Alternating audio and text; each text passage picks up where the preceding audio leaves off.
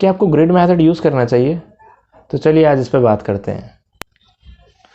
नमस्कार दोस्तों, मैं हूं आपका दोस्त अंकित और मैं अपने चैनल पे आप सभी का एक बार फिर से स्वागत करता हूं। दोस्तों, आज बात करेंगे ग्रिड मेथड के बारे में और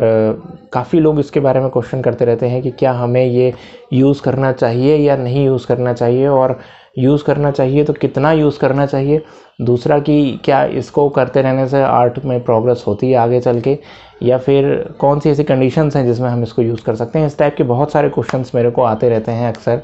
और काफ़ी सारे मैंने वीडियोस बनाए थे शुरुआत में ग्रिड मेथड्स को भी लेकर के, और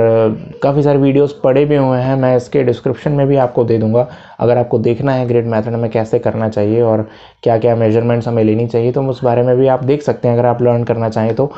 लेकिन अभी बात करेंगे कि क्या हमें इसको यूज़ करना चाहिए, और पहले थोड़ा सा इसकी हिस्ट्री के बारे में जान लेते हैं कि ये शुरू कैसे हुआ और कौन से तरीक़ों से इसको इवॉल्व किया गया। तो सबसे पहले जो कि आर्ट के हिस्टोरियंस बताते हैं वो ये है कि ये इजिप्शियन टाइम से शुरुआत हुई इसकी। उस टाइम के जो आर्टिस्ट थे और उस टाइम के जो इंजीनियर्स थे, उन्होंने इस मेथड को यूज़ करके बहुत अच्छे तरीक़ों से इसको इस्तेमाल किया और बहुत तरीके के स्ट्रक्चर्स क्रिएट किए, बहुत तरीके के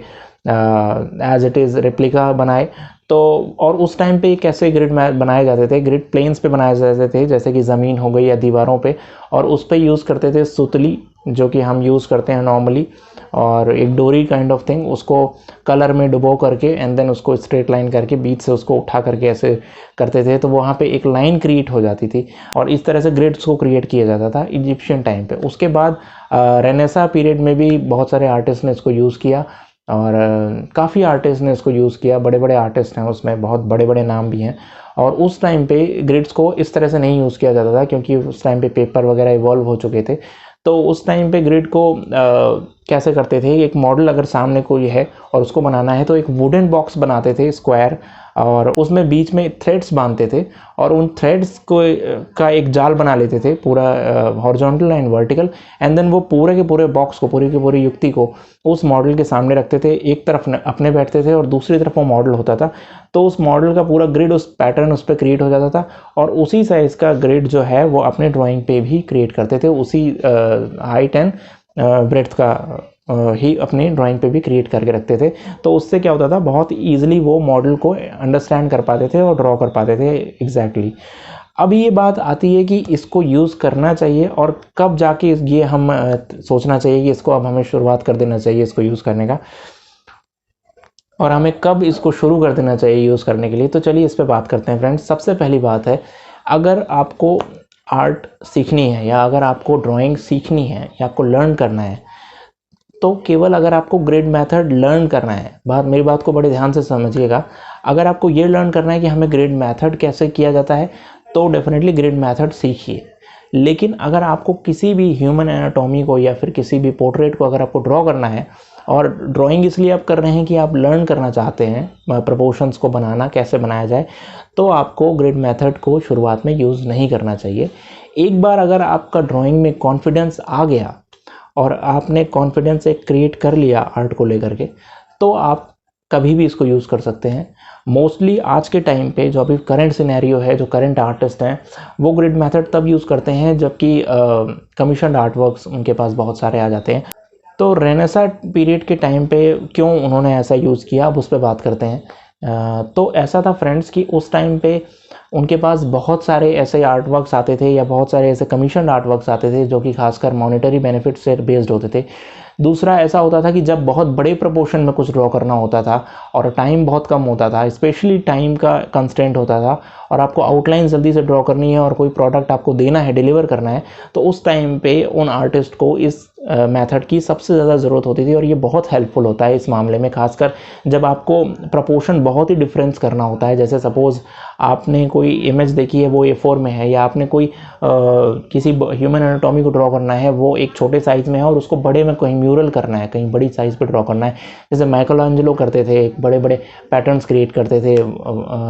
सीलिंग के ऊपर, और तो उस जगहों पे इन मेथड्स को यूज़ करते थे वो आर्टिस्ट। और उस टाइम पे ये एक बहुत कन्वीनियंट वे था, क्योंकि ये कमीशन से जुड़ा हुआ था, काम से जुड़ा हुआ था, वर्क से जुड़ा हुआ था, लर्निंग से नहीं जुड़ा था, काम से जुड़ा था, इसलिए वो इस मेथड को इख्तियार करते थे। आज के टाइम पे भी आर्टिस्ट यही कर रहे हैं। अब आज की बात करते हैं तो आज के टाइम पे भी आर्टिस्ट को जब कमीशन आर्ट वर्क्स मिलने लगता है और जो लर्नेड आर्टिस्ट होते हैं वो इस मेथड को कन्वीनियंटली यूज़ करके बहुत सारे आर्ट वर्क्स जल्दी जल्दी प्रोड्यूस कर पाते हैं और ज़्यादा से ज़्यादा कमीशन आर्ट वर्क्स ले पाते हैं। तो जहाँ तक कमीशन आर्ट वर्क्स बनाने की बात है, आपको ये ग्रिड मेथड आना ज़रूर चाहिए। इसीलिए मैं बोलता हूँ आपको लर्न सब कुछ करना चाहिए। आप इसमें ना हिचकिए कि आपको ग्रिड नहीं सीखना है, ग्रिड 100% सीखना है, ताकि जब भी आपके पास बहुत सारा कमीशन आर्टवर्क आए तो फिर आप वहाँ पे ग्रिड मेथड यूज़ कर सकें, या फिर प्रिंटर के थ्रू जैसे डिस्प्ले करके दीवार के ऊपर करते हैं ट्रांसफ़र करके वैल्यूज़ को, वो करें,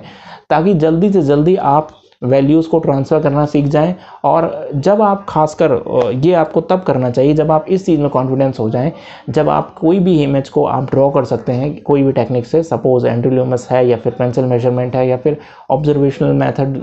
और अदर तरीके के ऑब्जर्वेशनल मेथड हैं जिसमें कि लाइट एंड शेडोज़ को यूज़ किया जाता है या फिर हाइट एंड विड्थ को यूज़ किया जाता है। उन मेथड्स को जब आप पूरी तरह से अंडरस्टैंड कर जाएं, प्रोपोर्शन में आप कॉन्फिडेंट हो जाएं कि आप किसी भी फेस को ड्रॉ कर सकते हैं, उसके बाद जा करके आप किसी भी पोर्ट्रेट को कोई भी मेथड यूज़ करके ड्रॉ करें, कुछ फ़र्क नहीं पड़ता, क्योंकि आपको वो चीज़ पता है कि इसको कैसे करना है, एक्चुअली कैसे करना है। अगर आपको कोई सपोज़ लाइव डेमोन्स्ट्रेशन के लिए बुलाए या ड्रॉ करने के लिए, या फिर आपको कुछ ऐसे एनाटॉमी स्टडी करनी है, ड्राइंग स्टडी करनी है, आपको लर्न करने के लिए करना है, तो आपको वो मेथड आने चाहिए जो जेनरिक क्लासिकल मेथड्स हैं। रही ग्रिड मेथड की बात, तो ग्रिड मेथड आपको खाली तब यूज़ करना चाहिए जब आप के पास बाकी सारे मेथड्स का कॉन्फिडेंस है और अब आपके पास कमीशन आर्टवर्क आ रहा है और आपको जल्दी जल्दी आउटलाइंस ड्रॉ करनी है। तो नॉर्मली जो आप ऑब्जर्वेशनल से अगर ड्रॉ करते हैं, या फिर खासकर वहाँ जहाँ की आपके वैल्यूज़ में बहुत सारा चेंज होता है, इमेज छोटी है, पासपोर्ट साइज़ की है और उसको आपको ड्रॉ करना है A4 पे, या फिर सपोज़ आपको ड्रॉ करना है A3 पे, या आपको A0 पे ड्रॉ करना है, या आपको और उससे भी बड़े म्यूरल्स करने हैं, तो वहाँ पे grid method is the best method और उसको यूज़ करके आप वैल्यूज़ को ट्रांसफ़र कर सकते हैं बड़ी आसानी के साथ। लेकिन जहाँ तक लर्न करने की बात है, जहाँ तक सीखने की बात है, अगर आप केवल ग्रिड मेथड ही यूज़ करते आ रहे हैं और उसी से सारे पोर्ट्रेट्स कर रहे हैं, सीख रहे हैं, तो डेफिनेटली आप लर्न नहीं कर पाएंगे, प्रोपोर्शन को ड्रॉ करना नहीं सीख पाएंगे उस तरीके से, खाली इसी तरीके को अगर आप यूज़ करते हैं तो। ये फैक्ट है जो कि सभी को पता है, हम सभी को पता है। तो इसीलिए हर आर्टिस्ट ये बोलता है कि आप ग्रिड मेथड को सीखिए ज़रूर, क्योंकि आगे आने वाले टाइम पे जब आपके पास कमीशन आर्टवर्क्स आएंगे बहुत सारे, तो फिर इसकी ज़रूरत आपको पड़ने वाली है। तो इसीलिए आपको लर्न ज़रूर करना चाहिए और लर्न करने के बाद फिर आपको उसको साइड में रखना चाहिए और मेन अभी प्रोपोर्शंस पे जो मैं आपको बताता हूँ, जैसे कि सपोज पेंसिल मेजरमेंट है या फिर लाइट एंड शेड्स मेथड है, आर्टिस्टिक अप्रोच के तरीके से हम लाइट एंड शेड्स के थ्रू अचीव करते हैं, या हाइट एंड विड्थ मेथड जो मैं आपको बताता रहता हूँ वो मेथड आप यूज़ कर सकते हैं। तो कोई भी मेथड आप यूज़ कर सकते हैं, सपोज एंड्रयू लूमस मेथड है वो मेथड आप यूज़ कर सकते हैं, और भी बहुत सारे तरीके हैं, मैं आपको आगे बताता रहूँगा आने वाले टाइम पे। तो आप वो मेथड यूज़ कर लें, उसमें प्रैक्टिस्ड होएं। और जहाँ कमीशन आर्टवर्क्स की बात है, जहाँ पे इसका जजमेंट नहीं करना है कि आपको आउटलाइंस कैसे ड्रॉ करनी है, तो वहाँ पे आप ग्रिड मेथड यूज़ कर सकते हैं कन्वीनियंटली, या फिर प्रोपोर्शन में बहुत ज़्यादा डिफरेंसेस हों। यही तरीका है सीखने का, यही तरीका है समझने का कि आप लर्न सब कुछ कीजिए, लेकिन आपको ये पता होना चाहिए कि आपको अगर वाकई में आर्ट सीखनी है, ऑब्जर्वेशनल ड्राइंग सीखनी है, तो ऑब्जर्वेशनल ड्राइंग के लिए grid method is not the convenient thing to do.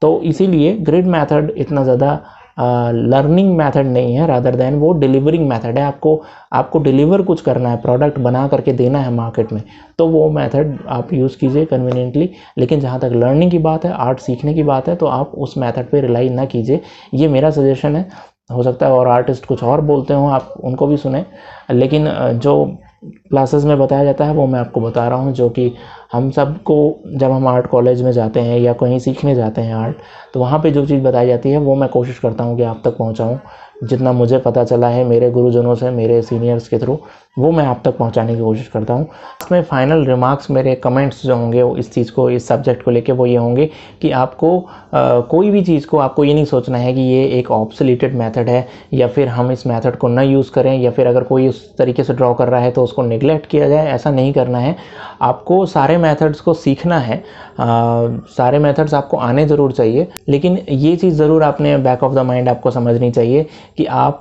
जो भी मेथड आप इम्प्लीमेंट कर रहे हैं या यूज़ कर रहे हैं, उन सभी की अपनी अपनी स्केलिंग है, मतलब एक दूसरे से थोड़ा सा हायर लेवल पे है ही है। सपोज़ कोई अगर ग्रिड मेथड से ड्रॉ कर रहा है किसी पोर्ट्रेट को और दूसरा बंदा उसी मेथड को पेंसिल मेजरमेंट या फिर एंडुलमस मेथड या और कोई ऑब्जर्वेशन मेथड यूज़ करके ड्रॉ कर रहा है, तो उस बंदे की वैल्यू अलग है और जो ग्रिड मेथड से यूज़ करके ड्रॉ कर रहा है उसकी अलग है। जैसे कि हम आर्ट कॉम्पिटिशन जब करते हैं तो उसमें भी हम यही बात करते हैं कि जो आउटलाइन ग्रिड मेथड यूज़ करके ड्रॉ करेगा उसको थोड़े कम नंबर मिलेंगे, और जो दूसरा केवल ऑब्जर्वेशनल मेथड यूज़ करेगा जिसमें कि पेंसिल मेजरमेंट हो गया या एंडुलमस मेथड हो गया या लाइट एंड शेड्स मेथड हो गया या और कोई मेथड हो गया, तो उसके अपने अलग नंबर्स हैं। तो फिर आज इतना ही फ्रेंड्स, और प्लीज़ चैनल को सब्सक्राइब जरूर कीजिएगा। अगर आपको कोई बात ना पसंद आई हो तो उसके लिए I am very much sorry. Thank you friends, thank you once again. आगे भी इसी तरीके के वीडियोज़ आपके लिए लाते रहेंगे। Thank you once again.